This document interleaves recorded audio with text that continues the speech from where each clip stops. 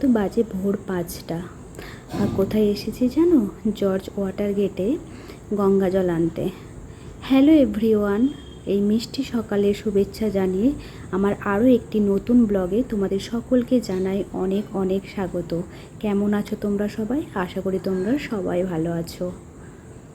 আর দেখো এখানে একদম সকাল সকাল এসেছি, আর দুজনে দেখো বসেছিলাম, জল নেওয়াও হয়ে গেছে, একটু বসে বসে আড্ডা দিলাম।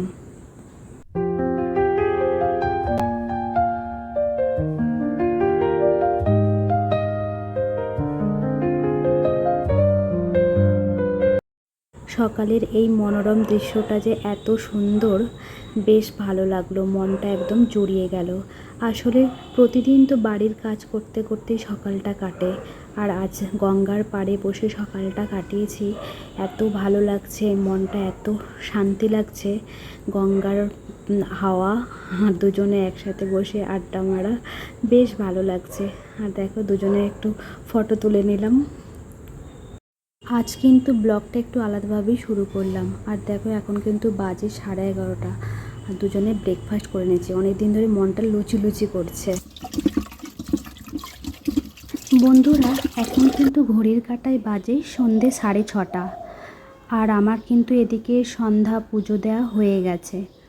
আর তখন না ভিডিওটা আর কন্টিনিউ করিনি, একদম ভালো লাগছিল না গরমের মধ্যে, তাই একেবারে সন্ধ্যাবেলা চলে এলাম তোমাদের সাথে গল্প করতে। আর এদিকে দেখো আমি আলু আর ডিম সেদ্ধ বসাবো, রাতে রান্না করতে হবে তো।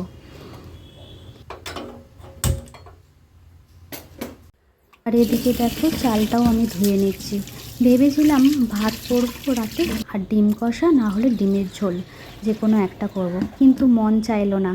আর সব সময় না ওই ডাল ঝোল আর ঝাল এগুলো ভালো লাগে না খেতে, তাই ভাবলাম একটু নিজের মতো করে রান্না করি, একটু মাঝে মাঝে মুখটা চেঞ্জ হয় আর কি।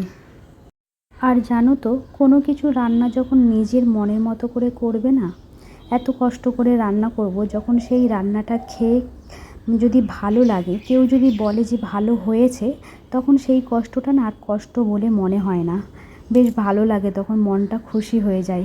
তখন মনে হয় যে কষ্টটা আমার, যে কষ্ট আমি করেছি সেটা সার্থক হয়েছে।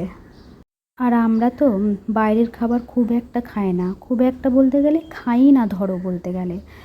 তার জন্য না মাঝে মাঝে একটু মুখটা চেঞ্জ করার জন্য বাড়িতে বেশ এইরকম নিজের মতো করে রান্না করলে মুখের স্বাদটা বেশ ফেরে, ভালো লাগে। ওই সব সময় এক রকমের খাবার খেতে যেন একটু কেমন লাগে, তাই ভাবলাম যে এভাবে একটু রান্না করি, যদি দেখি কেমন হয়।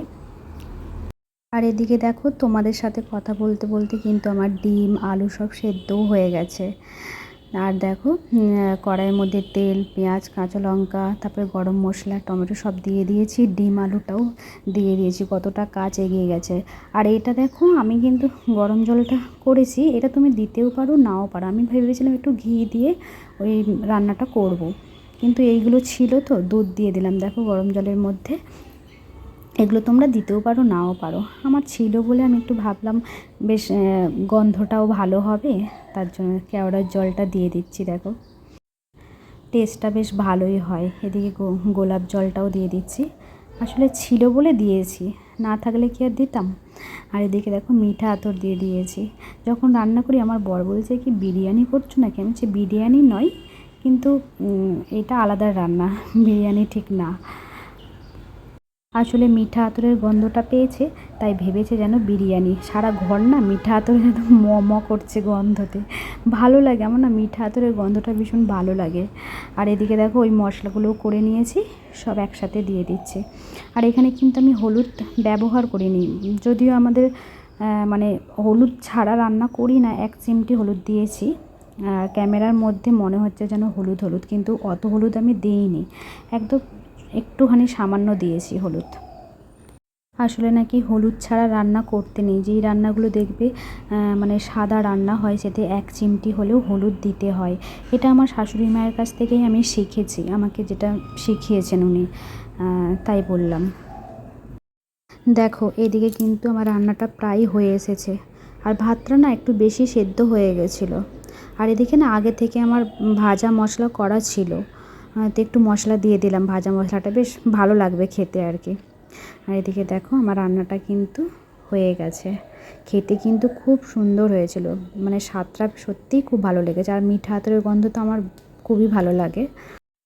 আর জানো তো বন্ধুরা, যখন তোমাদের রান্না করতে ভালো লাগবে না, তখন এই ধরনের রান্না করে দেখো, খুব চটজলদি হয় আর খেতেও খুব সুস্বাদু হয়। করে দেখো বাড়িতে, বেশ ভালো লাগবে। তাহলে বন্ধুরা আজ এখানেই থাক। আমার ভিডিওটি যদি তোমাদের ভালো লেগে থাকে তাহলে please like, comment, share and subscribe করে দিও। ভালো থেকো, সুস্থ থেকো, সাবধানে থেকো। আবার দেখা হচ্ছে নতুন একটি ব্লগে। টাটা বন্ধুরা।